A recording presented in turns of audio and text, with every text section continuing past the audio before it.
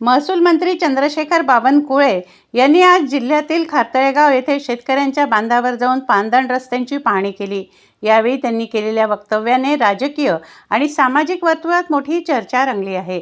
शेतकऱ्यांना चांगले रस्ते, पुरेसे पाणी आणि अखंड वीज मिळाली तर ही बाब कृषी क्षेत्राच्या विकासासाठी तारक ठरणार आहे। ग्रामीण भागात मुबलक प्रमाणात सोयी सुविधा उपलब्ध करून देण्याला घेऊन राज्य सरकार कटिबद्ध आहे, असं विधान बावनकुळे यांनी केलं। शेतकऱ्यांशी थेट संवाद साधताना त्यांनी ग्रामीण भागातील मूलभूत सुविधांवर भर देत विकास कामांना वेग देण्याचे संकेत दिले। या पाहणी दौऱ्यात तिवसा मतदारसंघाचे आमदार राजेश वानखडे यांच्यासह स्थानिक शेतकरी मोठ्या संख्येने उपस्थित होते।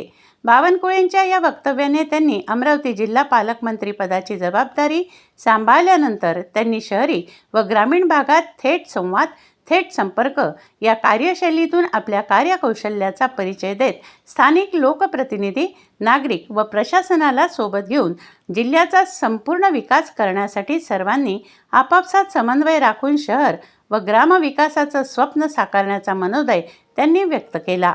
अशातच विजेची बचत काळाची गरज ही बाब पटवून देत नामदार चंद्रशेखर बावनकुळे यांनी आगामी काळात सौर ऊर्जेवर जास्तीत जास्त कामकाज चालणार असून विजेची वाढती मागणी लक्षात घेता पाण्याचा उपसा असो की अन्य कामे त्याकरता येत्या काळात नियोजन करण्याला घेऊन व अंमलबजावणी करण्यासाठी राज्य तत्पर असल्याची बाब त्यांनी स्पष्ट केली।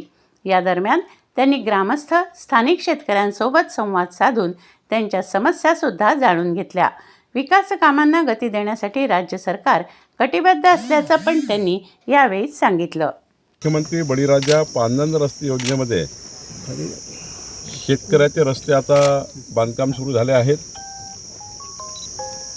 माननीय मुख्यमंत्री देवेंद्र फडणवीसजी यांच्या नेतृत्वात शेतात जाणारा रस्ता पक्का करण्याचा निर्णय आम्ही घेतलेला आहे आणि मला विश्वास आहे शेतकऱ्याच्या शेतात बारमाही रस्ता असला, शेतकऱ्याच्या शेतात 12 तास दिवसांनी सोलरवर वीज असली आणि शेतकऱ्याच्या शेतामध्ये पाणी असलं तर शेतकऱ्याचा मुलगा हा 2 पिकं घेईल, 3 पिकं घेईल, सरकारी नोकरीची गरज त्याला पडणार नाही आणि त्यामुळे रोजगार निर्मिती शेतामध्ये होईल। जोपर्यंत रस्ता होत नाही तोपर्यंत रोजगार निर्मिती होत नाही। आज मला या ठिकाणी आनंद गोष्ट वाटतं की या तालुक्यामध्ये, भातकुली तालुक्यात, अमरावती जिल्ह्यामध्ये आमचे आमदार राजेश वानखडेजी यांनी शेत रस्त्यामध्ये क्रांती करण्यात ठरवलं आहे आणि त्यांनी स्वतः प्रत्येक रस्त्यावर जाऊन या ठिकाणी रस्त्याचं डिमार्केशन करणे, सीमांकन करणे आणि आता मी सूचना दिल्या आहेत की रस्त्याचं जे बाउंड्री आहे ती बाउंड्री फिक्स करा आणि दोन्ही बाजूला सावली असणारे निंबाचे झाडं, आंब्याचे झाडं, वडाचे झाडं, सुंदर झाडं लावा, जेणेकरून शेतकऱ्याला सावलीमधनं शेतामध्ये जाता येईल असं आच्छादन या ठिकाणी तयार करायचं आहे।